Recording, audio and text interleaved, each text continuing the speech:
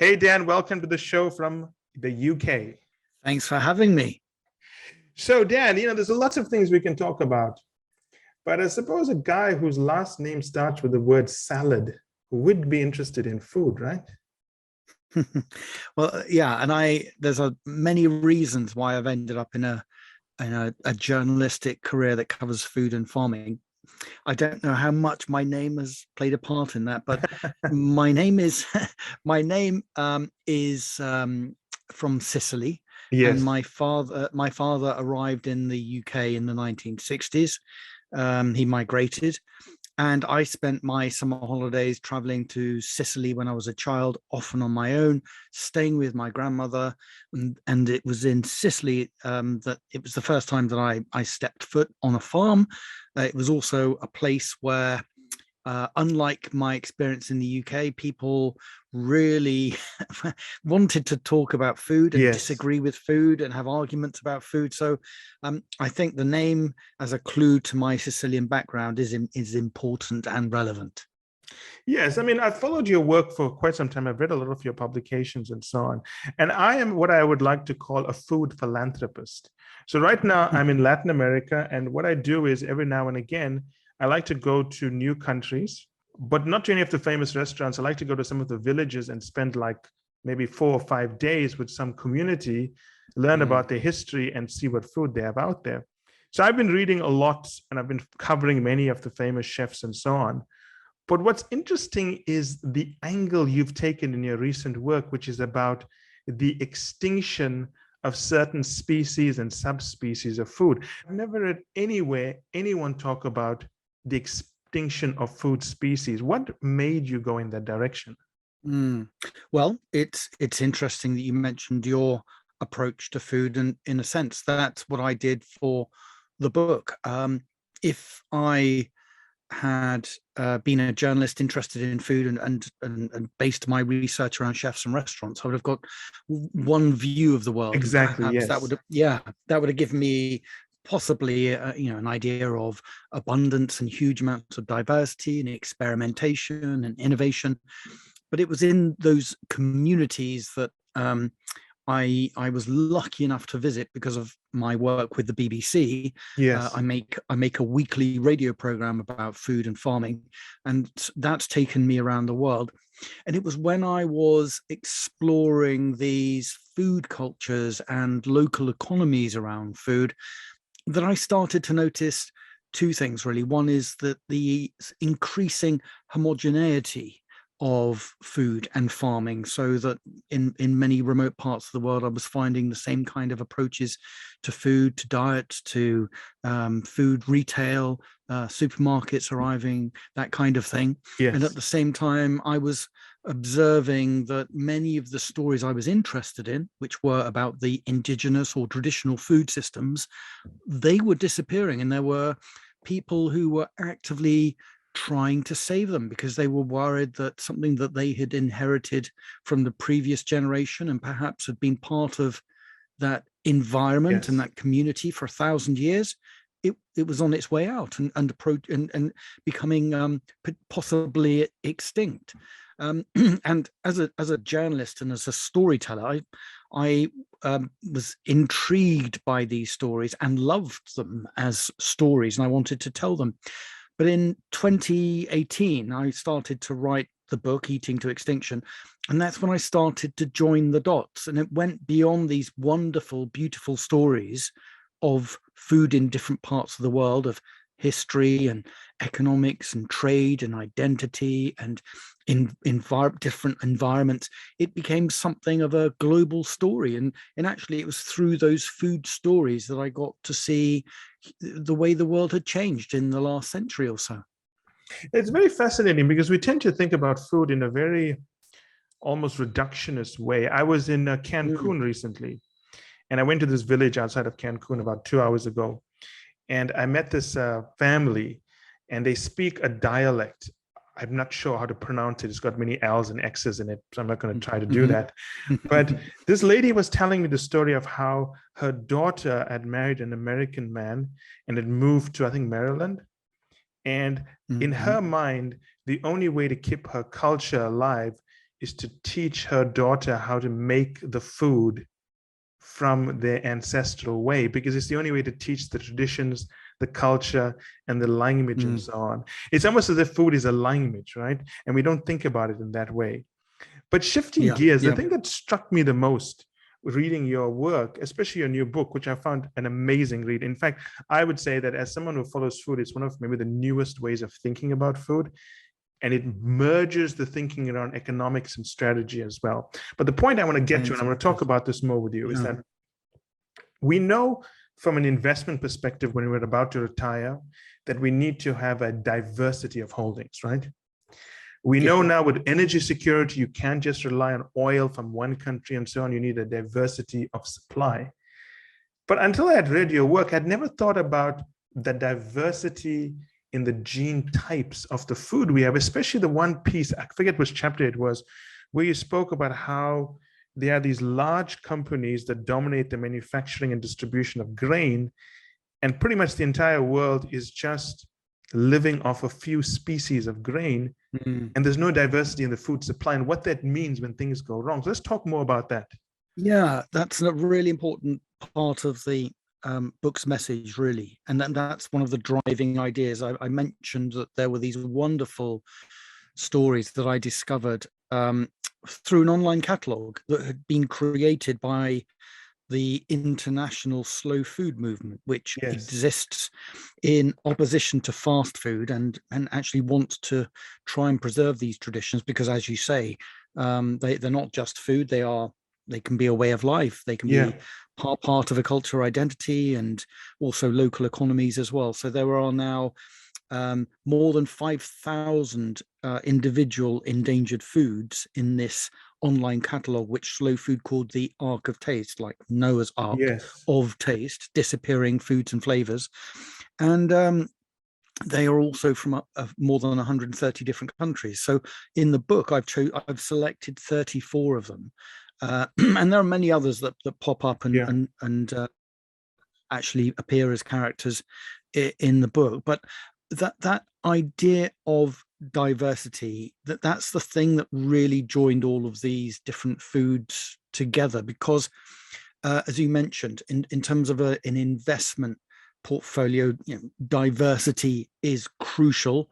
It gives you options, it gives you a safety net, and likewise we are seeing that conversation right now in terms of energy supplies, that because of the war in Ukraine, we are seeing new and very strong calls for diversification of supply and a realization of a dependence on heavy dependence on one region. And it's exactly the same as food, because one of the success stories of the 20th century was the production of huge amounts of calories, mostly from cereal crops. So, we're talking wheat, rice, maize, and so on.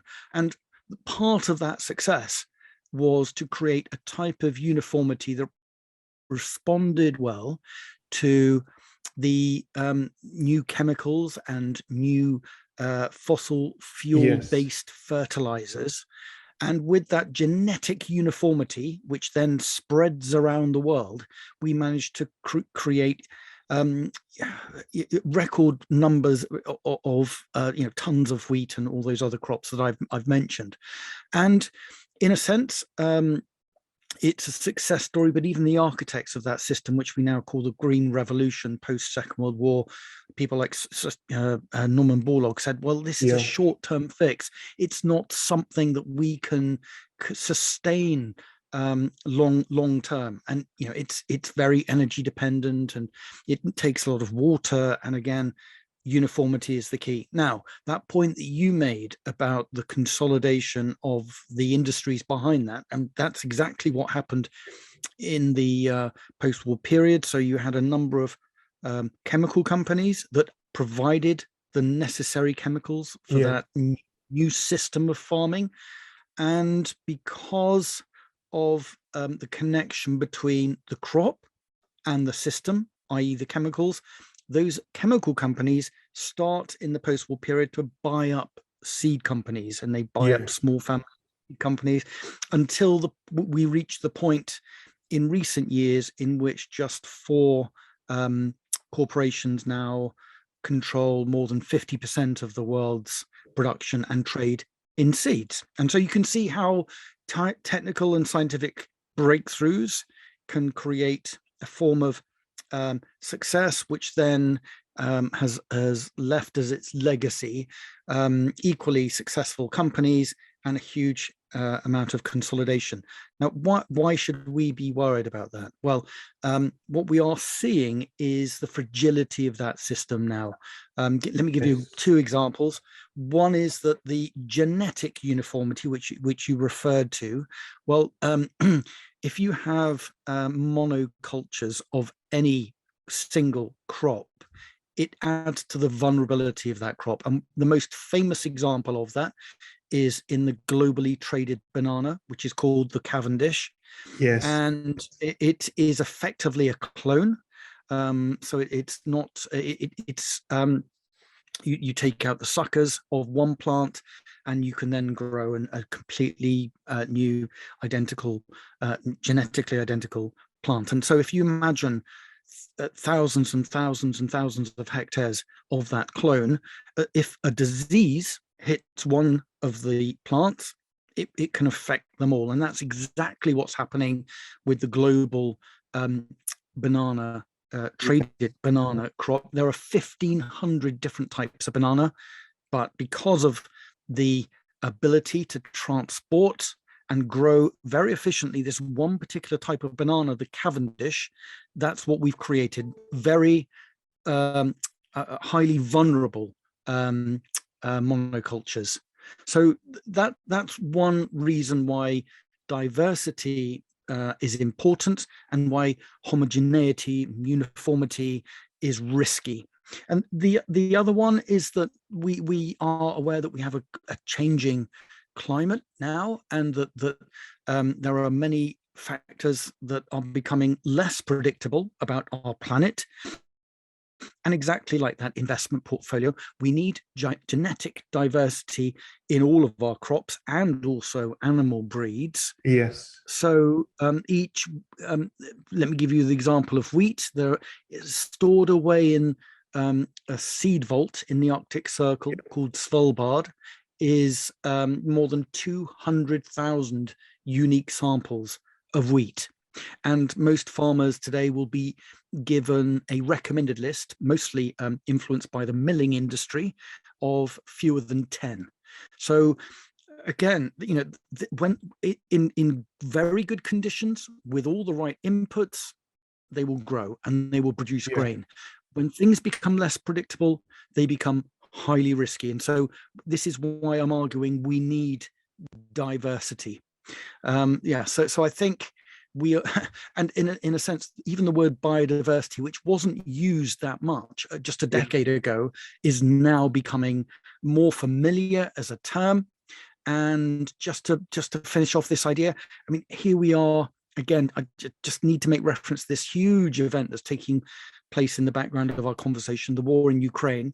Almost a third of the world's traded wheat comes from one region, the Black Sea region. And again, it's enabled a highly affordable, cheap food economy in many parts of the world. But again, events overwhelm these highly efficient but fragile systems. And that's exactly what we're seeing. And that's why fertilizer prices are going up, because fertilizer also comes from that region. Wheat prices, futures wheat prices are going up as well because of what's happening to a lot of the ports around the Black Sea.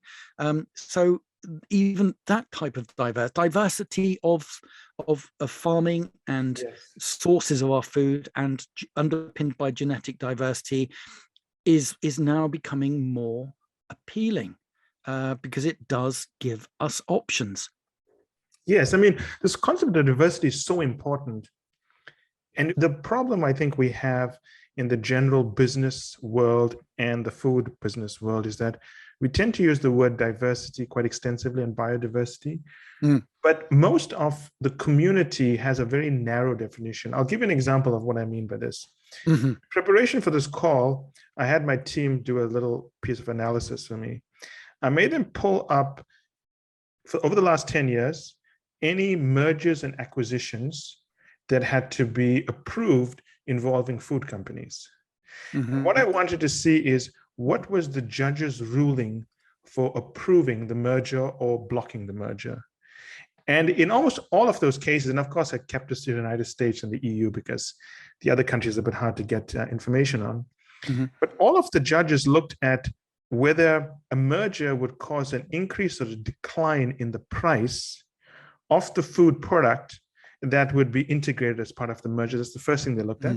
The Yeah. second thing they looked at is whether there would be security of supply if this went ahead. And the third thing, which I was surprised they didn't look at, is what would be the diversity of the type of produce. It's almost as if even the legal system doesn't take into consideration diversity when it's making decisions on mergers and acquisitions. Yeah, that's fascinating. That's a really good exercise. I wish I'd done that for my book. But you know, because I looked at some of the mergers and acquisitions as well, and for example, in the poultry industry, which is fascinating, and this matters because of the huge investment that's taken place. So again, in parallel with the green revolution with crops, the same process happens with livestock as well. Yes, so absolutely. huge amounts of investment and research and more intensive systems based on genetic uniformity. And again, because there are a relatively small number of successful breeds of chicken, those are the ones that start to spread around the world and expand. And then we end up with a situation in which you've got 3 genetic lines of the world's most successful as broiler chickens, and owned now because of recent mergers and acquisitions by 2 corporations. Now, again, you can ask, well, it's a highly efficient system. Why should we worry? Well, a couple of reasons. One is, again, because of the success of producing very cheap chicken, we've created these systems, but now we are becoming more aware of the impact of avian flu outbreaks, for example. And again, it's like the Cavendish crop, that if you've got genetically uniform animals confined in huge numbers in these spaces, then as we see around the world, there are huge culls that have to take place. So again, there's risk in the system that emerged out of this relatively short-term success. When I refer to short-term, I mean, in the book, I talk about 2 million years of human evolution, 300,000 years of Homo sapiens, 12,000 years of agriculture. Our most successful lifestyle to date as a species is as hunter-gatherers. So if you put into the context of that scale of human history, 50, 60 years of cheap chicken, it's not fully tested, really. So that's one reason why that uniformity is potentially problematic. The other one is, there's the animal welfare issue, which has been raised in many it's been a while now that there've been quite vocal, active campaigns about the fact that many of these chickens are so fast growing and produce so much meat so quickly on relatively little feed. Again, that's seen as a marker of success. But they become lame. Sometimes their legs can't support their bodies. And what's interesting is that we are starting to see a diversification of poultry genetics, and particularly in the Netherlands, led by supermarkets, and an agreement now that's consumer-led and also with some welfare organizations as well. It's a better chicken promise, which is driving the adoption by retailers and poultry industries in Europe of slower growing birds. So it's interesting that I think we are starting to see the brakes being put on the uniformity, homogenization of the system. And I mentioned the former chief executive of Danone, one of the biggest dairy companies in the world, highlighting this as somebody within the industry, saying that we've gone too far, we've pushed this system too far, and we are seeing risks. The fact that 95% of the American dairy herd is one breed of cow, the Holstein. He saw that as risky, and he was representing, one of the world's biggest dairy companies.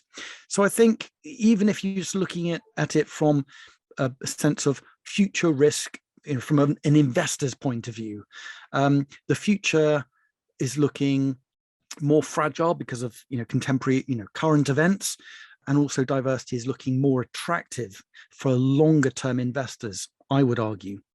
Yes, I think everything you say is spot on. And the challenge is going to be, I think there's twofold here. One is that the food industry is incredibly fragmented.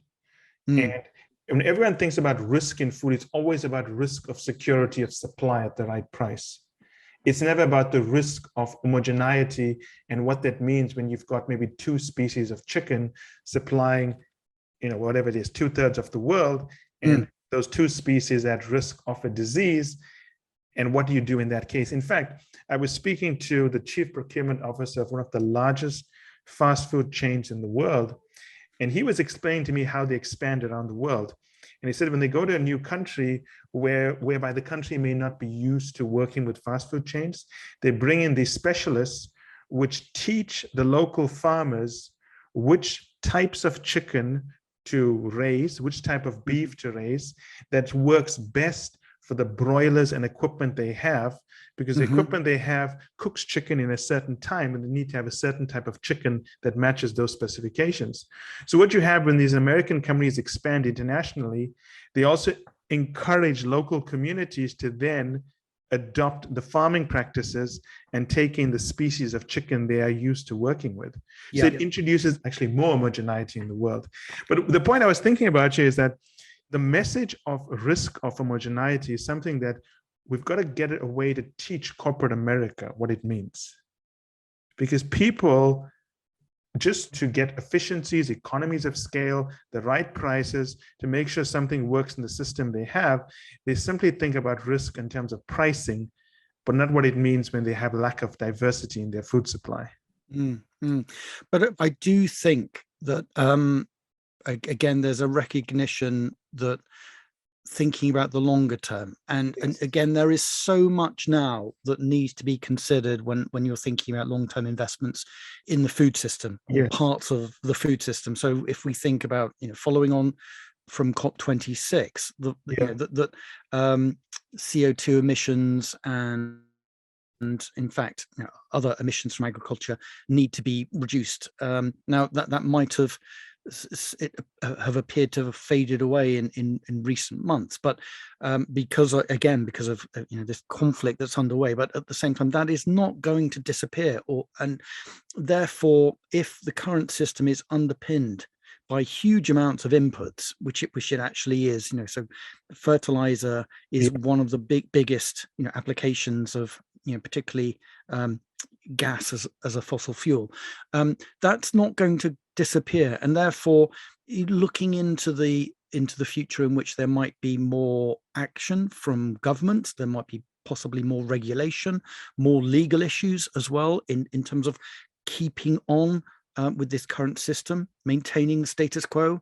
That does look risky, and I've been looking at some of the investment networks that are now keenly interested in the future of food. And for example, they are trying to move some of their funds away from what they perceive to be risky food systems, and specifically intensive livestock, because of the risk of disease outbreaks, or because there could be some issue linked to that which could result in litigation, for example. So I think highly efficient, productive, and for a very long time profitable system is now showing fragilities. It happened during the pandemic. It's happening now in terms of the war in Ukraine, and and I think there are also other factors as well. The relationship between the food that's produced by that system and public health budgets as well. So if we're seeing obesity and type 2 diabetes increasing, well, that's not sustainable either. And it could be that in a certain period of time, we will see more aggressive government action to try and change people's diets because it will become unaffordable for them to maintain public health systems to treat these food-related illnesses. Yes, in your writing, some of the things you spoke about are things I had not considered, but when you explain them, they make a lot of sense to me. There's a story you had, it is either in the book or one of your articles, whereby you spoke about how the food industry has tried to breed out bitterness. Yeah. And I'd never thought about that, because you're right, things are a lot sweeter now than they were 30 years ago. Let's talk about that, because it's very interesting and what it means for the changes we are making to food. Yeah.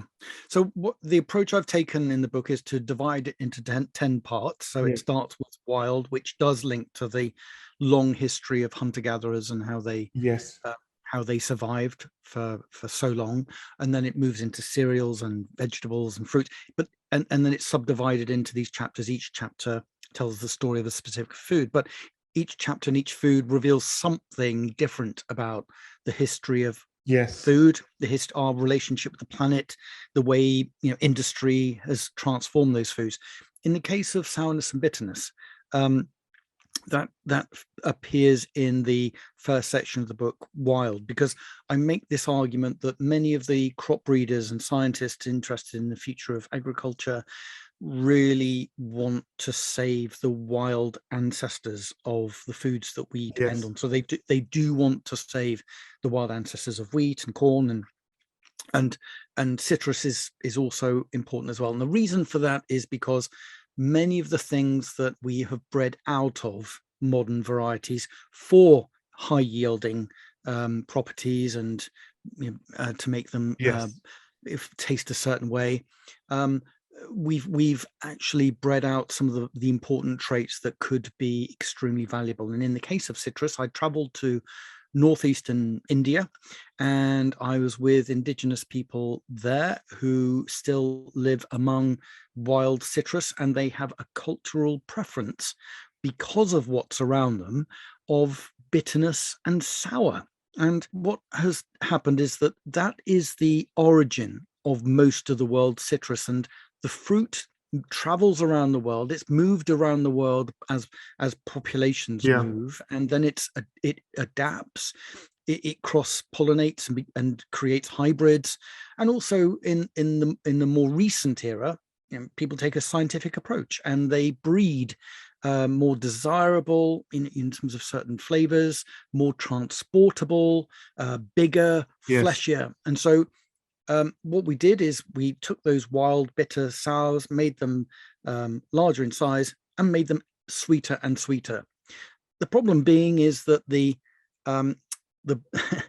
chemical compounds that create bitterness, that's part of the plant's defense system. And it's also beneficial to humans as well, because it contains these really important chemical compounds, and the cyanins are hugely beneficial to us.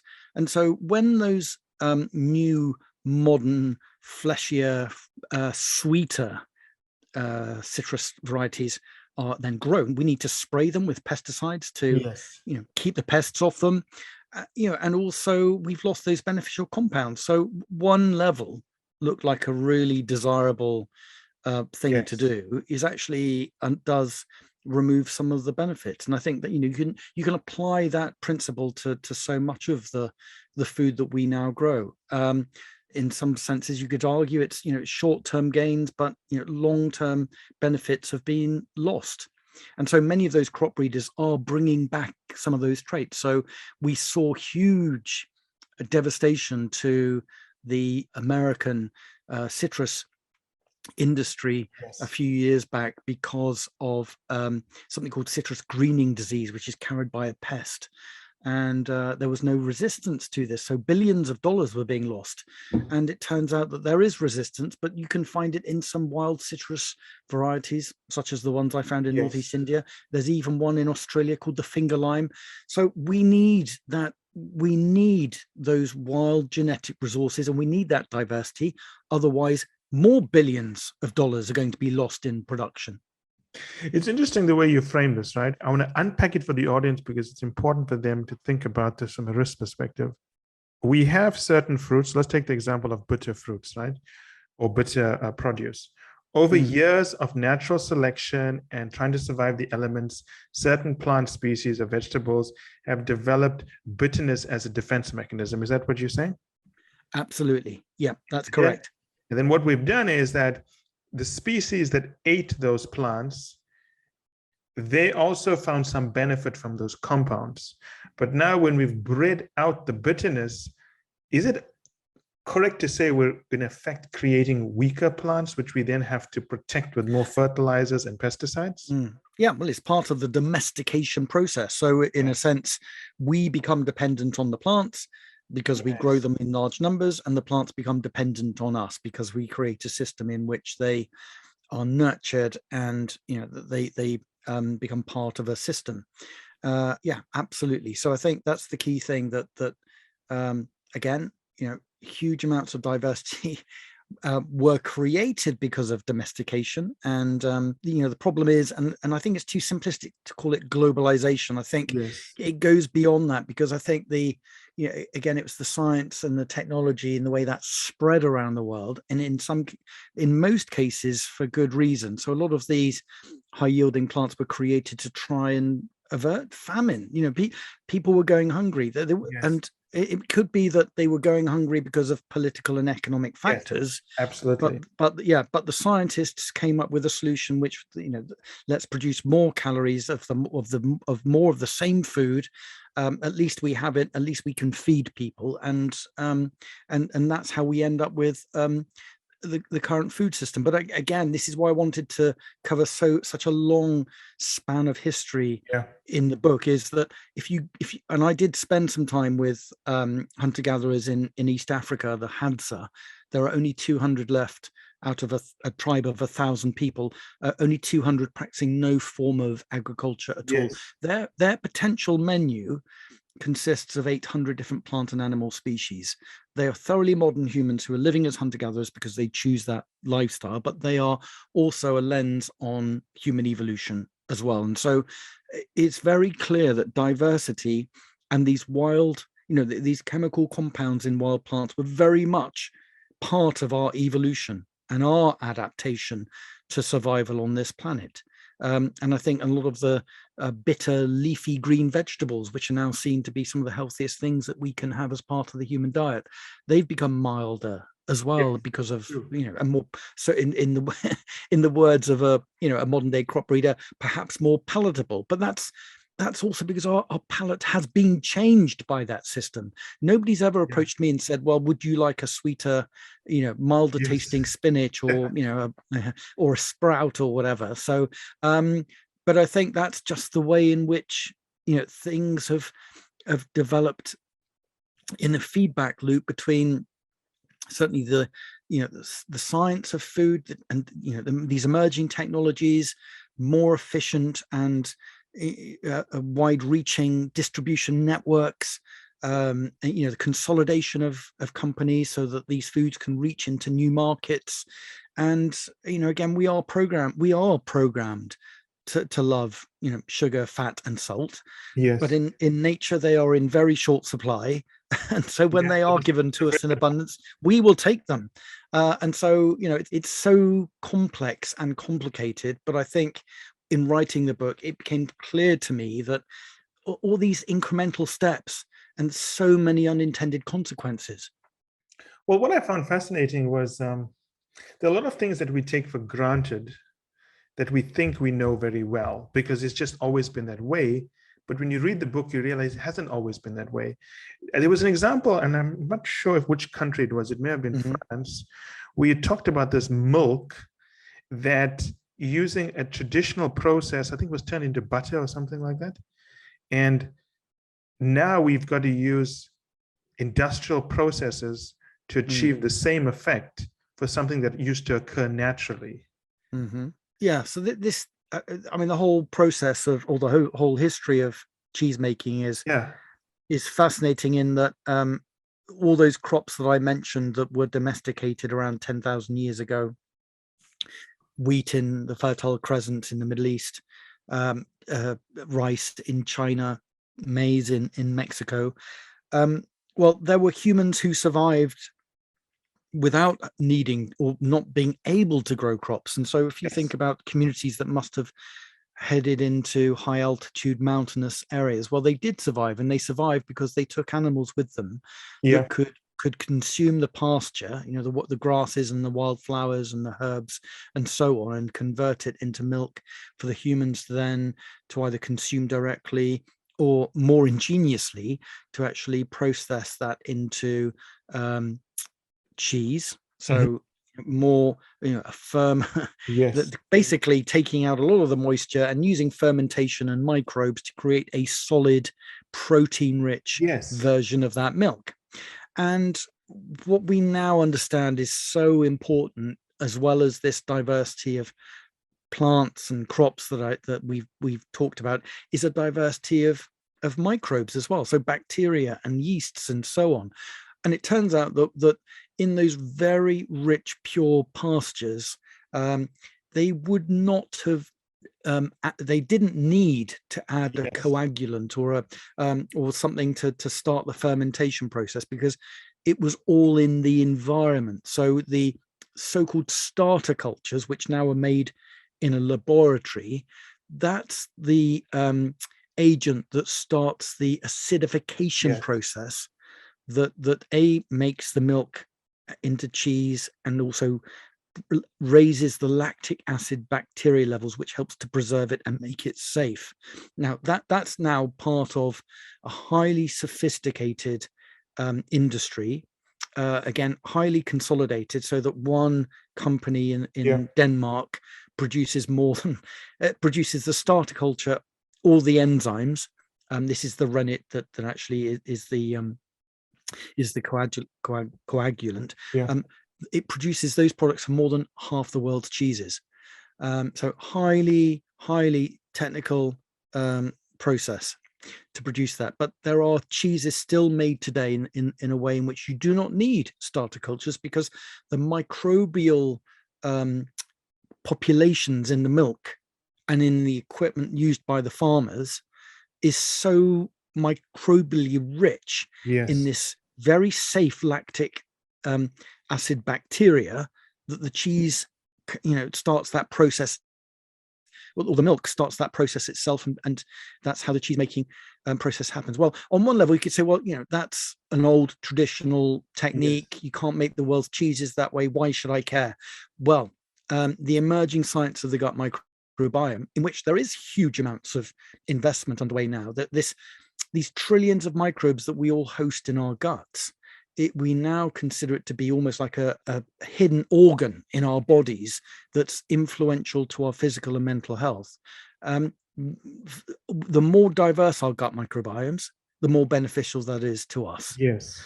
And to make our gut microbiomes more diverse, we need a diverse diet, and also we need diverse microbes as well, which is why some of the scientists, the leading experts in the gut microbiome, are big fans of, you know, raw milk blue cheese, for example, Yeah. because they see it as a microbially rich food Yes. that feeds us and benefits us in that way.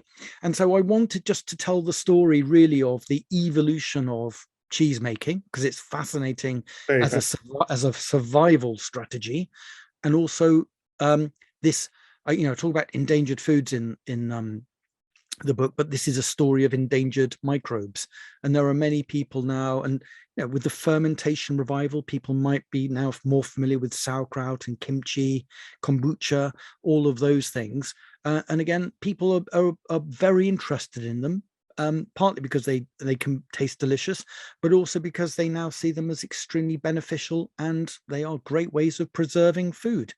So it's win-win-win. But you know, there was a real battle underway in the 20th century to drive out microbes Absolutely. from our Yes. foods. Yeah. And when I met a former CEO of Christian Hansen, who actually Yes. started out his working career as a medical doctor, he said that when he did his training, he was told that all microbes are bad Yeah. microbes, and that you don't want them in any setting, including your food. And in the space of his career, he then started to make sure that company was investing heavily in the future of the gut microbiome, because the whole thing had changed. And actually we were seeing good, safe microbes as extremely beneficial to our health. So it's that reductionist science that you mentioned earlier, that we thought we knew so much, Yeah. and that we were on the right course, and yet we are still learning about how little we do know and how complex this is, and why some of these traditions have huge value. And you're thinking about this purely from an economics and industrial engineering viewpoint. Over many decades, we developed a view that microbes and bacteria were bad for us. We then built industrial processes over many years and many decades with that viewpoint in mind, where we manufactured things by eliminating all microbes without distinguishing between good and bad microbes. And now we've got to go through a process again of figuring out how do we build industrial processes that don't remove the bad microbes. But the key point here is we're talking only about microbes in this one example. But there are many other things industrial processes have removed that are good for us. Yeah. And again, it's understandable how we got here, because on one level, it worked. Yes, it worked. Again, based on what we knew.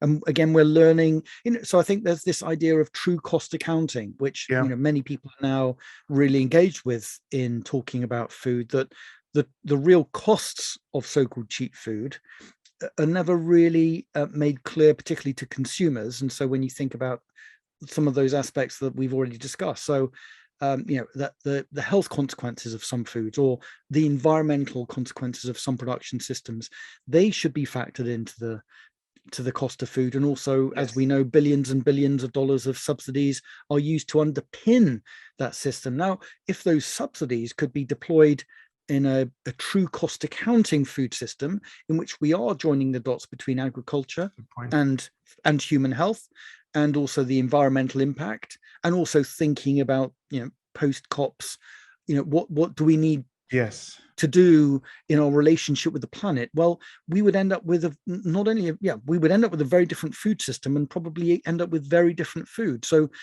but we have ended up with these processed foods because they were so economically desirable and scalable. And then and scalable, and also they could fit this just-in-time model that again, when things work well, it works well. When they don't, it can collapse and break down, as we saw during the pandemic, and certainly as we are seeing now in terms of these conversations about energy, and actually now increasingly the commodity crops that come out of the Black Sea region. So again, I just wanted to put these success stories in the context of a much bigger timescale, to say it's almost as if we're living through one big experiment, really. And there are still lessons to be learned from the past, and actually perhaps we've been far too reductionist in our assessment of the success stories of the modern food system. So for the audience, the reason why I'm putting such a big emphasis on diversity of food type is because if you look at where we are in the world today, we're going through a major change, in the sense that 1990 was quite famous for two major reasons. One is that it was the collapse of the former Soviet Union, which brought a lot of cheap labor that was talented onto the market. And at the same time, China started integrating into the West, which is, again, a lot of cheap labor onto the market. When we first started building factories in China, the ratio between Western and Chinese labor cost was about 1 to 26, I think. It's now 1 to 4. What that means is that naturally labor costs are going up, which means inflation naturally rises. So that period of low inflation we had, which was benefiting from cheap Chinese and Eastern European labor, we're getting past that point, because right now, for example, the GDP per capita in the Czech Republic is almost, I think, more than Spain's at this point. So if we're in a naturally high inflation cycle, I worry what happens if some of these crops, which are genetically homogeneous, get hit with some kind of disease. What's that's going to do to inflation going forward? It's scary to think about it. Yeah, well, we're seeing right now with again the situation in Ukraine. Most of the those crops. So if you split it down into the edible grains and then livestock feed, huge amounts headed towards countries such as Egypt Yes. and Turkey, Yemen. Also the World Food Programme was that's where it sources most of its grain as well. Yeah. So in a sense, you say that, in those more affluent economies, such as the one I'm talking to you from in the UK, Yeah. the food price inflation that will be triggered by that, most of us can bear the cost. Yes. But it's in those extremely fragile economically and fragile politically as well. It's those places that are most dependent on the Black Sea wheat that Yes. now people are looking on and thinking, well, there's huge amounts of instability that we saw during the Arab Spring. And again, we had some pretty poor harvests leading up to that. And also we saw quite serious food price inflation as one of the triggers for those protests. And so I think we are now far more attuned to the fact that the domino effect coming from conflict in a highly productive wheat growing area.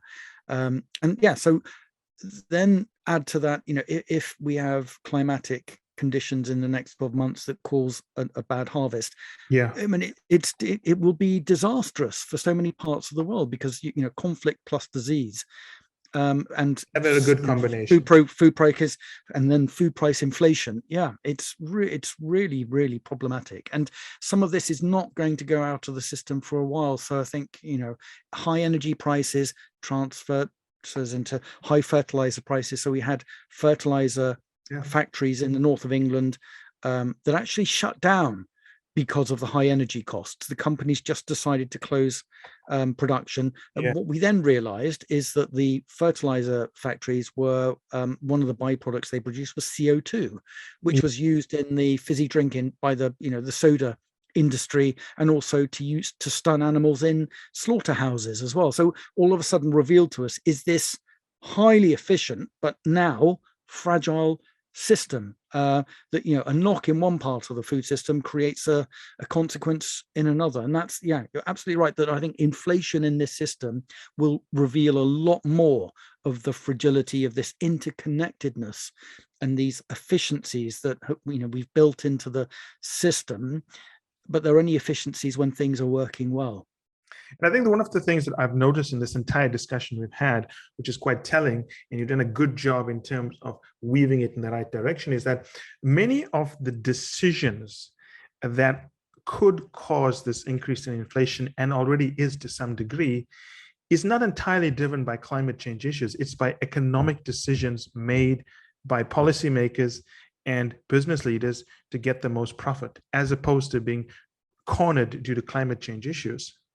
In a sense, food has been a priority, and in another sense, it hasn't. By that I mean that when we have large, scale disasters or concerns, we can really pull out the stops and make a change, which a real shift in agriculture and food, as we did after the Second World War and the Green Revolution, which we've discussed. But at the same time, we haven't really thought that much about food. As long as it's been out there in production systems creating abundance, governments really haven't engaged that much, apart from trade and subsidies and just making sure the food flows. But I think beyond that, there's been extremely low intervention. And in terms of a food strategy, that's not really something that governments have. They've been in this extremely privileged position for the last few decades to leave it mostly to markets. But in a sense, that is, well, I think as we're now seeing with energy as well, I think the consequences of that, of leaving it to markets and not really having a strategic approach to food, which I think actually China does have more than most. I think that's just been so complacent. And I think that we're now being, many governments now and their populations are going to be seriously impacted by that miscalculation that food can just be, just assume that the market will deliver, that governments really don't need to intervene, plan, invest, and create long-term strategies. Yeah, in my previous life, I used to be a corporate strategy and corporate finance partner at some of these big consulting firms. And we developed a technique from the financial services industry whereby if a country, for example, was only using oil to fulfill its energy needs, we could actually work out the cash flow at risk, the amount of money they could lose. Everything went south.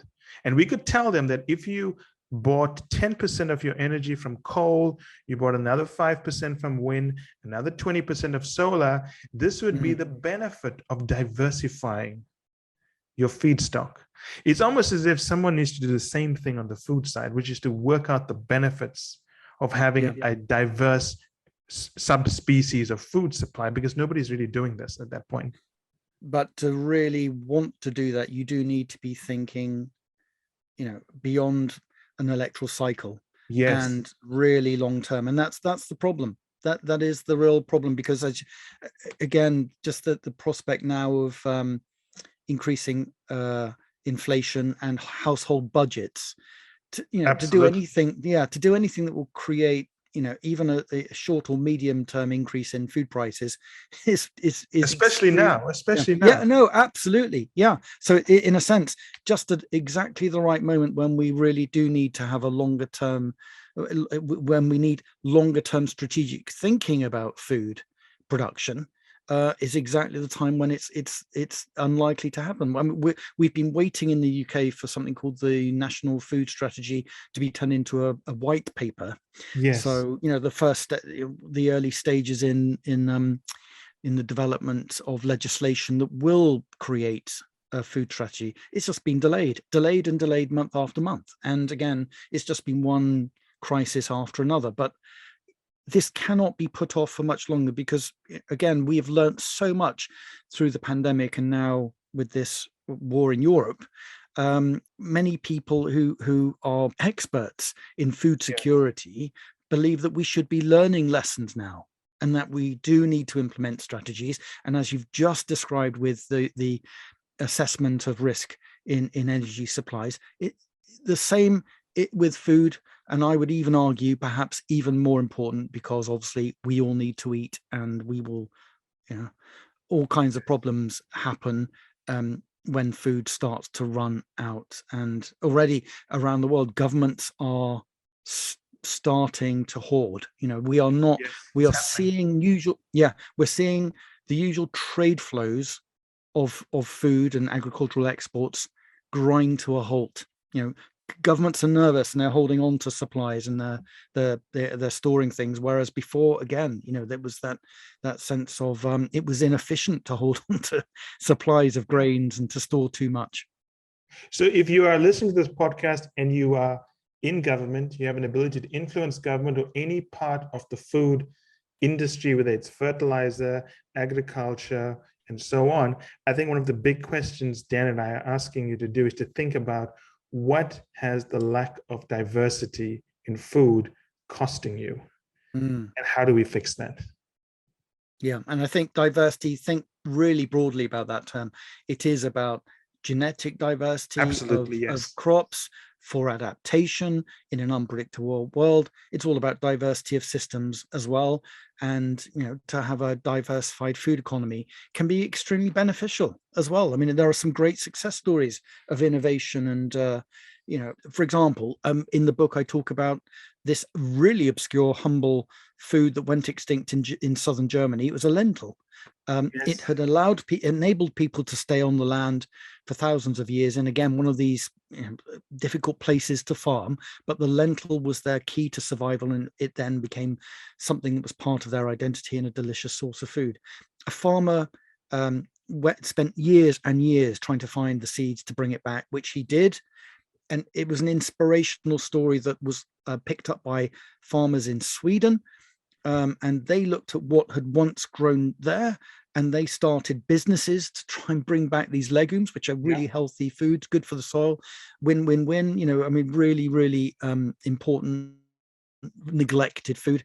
The Swedish farmers, in turn, inspired three guys in the east of England who were looking at future food security from a research perspective, came across this story and then started up their own business, which is called Hodmedods, and they're now selling legumes in supermarkets in the UK because they did research that showed them that fava beans were growing in Britain 3,000 years ago.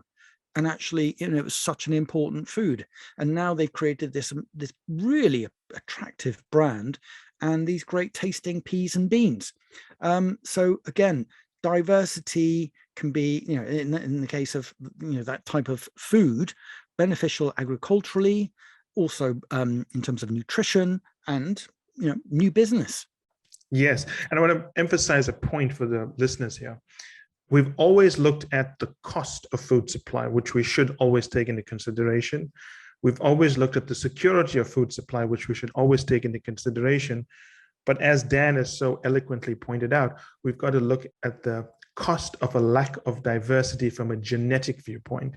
Because I think in a book, in one of the articles you mentioned, Dan, you can go into a supermarket and you can see 200 different types of bread, but they're from 4 subspecies of grain. And that's a lack of genetic diversity. And that's what we're trying to avoid. But Dan, thank you so much. This is one of the best discussions I've had. I mean, I recommend your book to everyone. I recommend people to follow your show, read what you're doing. Whenever I meet anyone in the food industry, I always recommend that they read your book, because what you're talking about is not about food. It's about the future of mankind in a way, because we need to learn the mistakes of the past to not repeat them in the future. Thanks so much. And I think that's a really good summary of the book. It is about food. I use food to tell stories, but again, what I like to think is that they are extremely big universal themes that will be relevant to people, even if they don't think they are that interested in food and farming. I think there are many lessons to be learned from the history and the story of food, us and the planet. So thanks very much. It's been a fascinating conversation, and I've loved trying to apply the ideas in the book to this conversation about economics and trade and business as well. So it's been really interesting for me. Thank you. Dan, an absolute pleasure. I always look forward to your shows and your latest pieces, and we'll definitely be in touch. Take care. Thank you.